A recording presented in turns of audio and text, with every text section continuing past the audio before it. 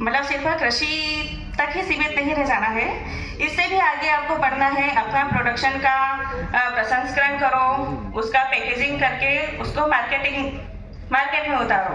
मतलब हमारा ही प्रोडक्ट हमारे ही ब्रांडिंग से मार्केट में उतरेगा। मतलब वोकल फॉर लोकल, यही प्रधानमंत्री की मंशा है कि हमारा कृषक भाई फूड प्रोसेसिंग के क्षेत्र में आगे बढ़े। तो इस योजना के अंतर्गत अगर कृषक भाई कोई सा भी उद्योग स्थापित करना चाहता है खाद्य प्रोसेसिंग से रिलेटेड, मतलब खाने पीने की कोई सी भी चीज जिसको वो प्रोसेसिंग करके पैकेजिंग करके मार्केट में उतारना चाहता है, तो उससे रिलेटेड योजना है PMFME योजना। इसमें आप कोई सी भी यूनिट स्थापित करोगे तो मशीनरी पे 35% की सब्सिडी है। बाकी जो भी है जैसे 65% जो है तो विभाग आपको हेल्प करेगा बैंक से लोन लेने के लिए 55%। जैसे कि आप मिर्ची का उत्पादन करते हो तो स्पाइसेस यूनिट ओपन कर सकते हो। गेहूं का उत्पादन करते हो तो गेहूं से रिलेटेड आप आटा चक्की, दलिया या फिर जो भी उससे वीट प्रोडक्ट गेहूं का उत्पादन बनता है उसके आप यूनिट स्थापित कर सकते हो। जैसे आप दालों का प्रोडक्शन कर रहे हो, दालें आप लगाते हो, अरहर हो गया, मूंग हो गया, तो उससे भी रिलेटेड आप दलहनी का ग्रेडिंग कर सकते हो। चने की दाल का आप बेसन बना के और खुद के नाम से आप मार्केटिंग कर सकते हो।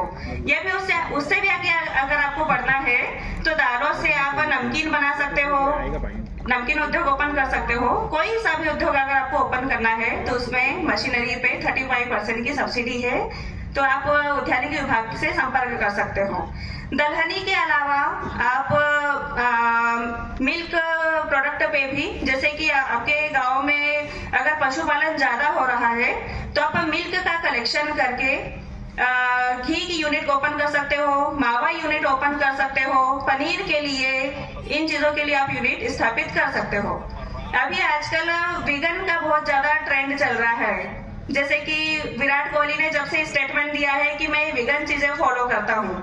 वीगन चीजें उसको बोलते हैं कि जिसमें पशु से कोई सी भी निकली हुई चीजें नहीं खाना है, मतलब टोटल शाकाहारी। मिल्क नहीं पी सकते, पनीर नहीं खा सकते, क्योंकि ये सारी चीजें पशु पे डिपेंडेंट है। फिर शहद नहीं खा सकते क्योंकि वो मधुमक्खी से निकलता है। रेशम के कपड़े नहीं पहन सकते क्योंकि वो रेशमी कीड़ों से बनता है। तो एक नई चीज आई है वीगन। तो आजकल जैसे कि सोयाबीन के जो प्रोडक्ट है, सोया बड़ी हो गया, सोया मिल्क हो गया, सोया पनीर हो गया, एक और चीज बनती है टोफू, सोयाबीन से बनती है। तो ये सोयाबीन के सारे प्रोडक्ट है। तो अगर आप इस क्षेत्र में अपना मार्केट बनाना चाहते हो तो इसकी भी यूनिट स्थापित कर सकते हो। अपने एरिया में जैसे कि मटर उत्पादन बहुत सारे कृषक है, मटर लगाते हैं। तो अगर आप कभी मटर का प्रोडक्शन किया और उसको आप मार्केट में बेचोगे तो बहुत कम प्राइस में, मतलब कि 10 रुपए किलो, 20 रुपए किलो ऐसे मार्केट में आता है। पर उसी मटर का अगर आप कलेक्शन करके उसकी ब्रांचिंग करके फ्रोजन मटर के रूप में पैकेजिंग करके अगर आप मार्केट में उतारोगे तो उसका भाव और ज्यादा बढ़ जाता है। तो ऐसा नहीं है कि एक सिंगल किसान ही यूनिट की स्थापना करे, सिंगल किसान भी कर सकता है, 5 किसान मिलके भी यूनिट की स्थापना कर सकते हैं, 10 किसानों का ग्रुप भी बन सकता है।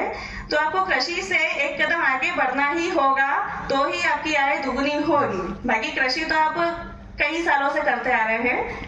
भी आप मछली का फ्रोजन, अगर कोई अच्छी किस्म की मछली उत्पादन कर रहा हो, अच्छा किस्म का अगर चिकन हो तो उसका भी फ्रोजन करके आप मार्केट में मतलब कि भेज सकते हो। तो इसके लिए भी आप मतलब फ्रीज लगा सकते हो, ये चीजें हैं।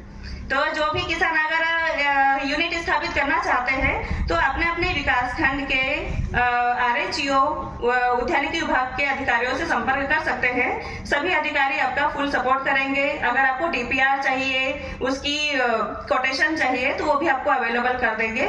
या भी कोटेशन आपको कहीं बाहर से बुलवाना हो, उस चीज को समझना हो तो उद्यानिकी विभाग के अधिकारी आपको जो भी यहाँ पे यूनिट बन गई है तो उसका आपको विजिट करवा सकते हैं।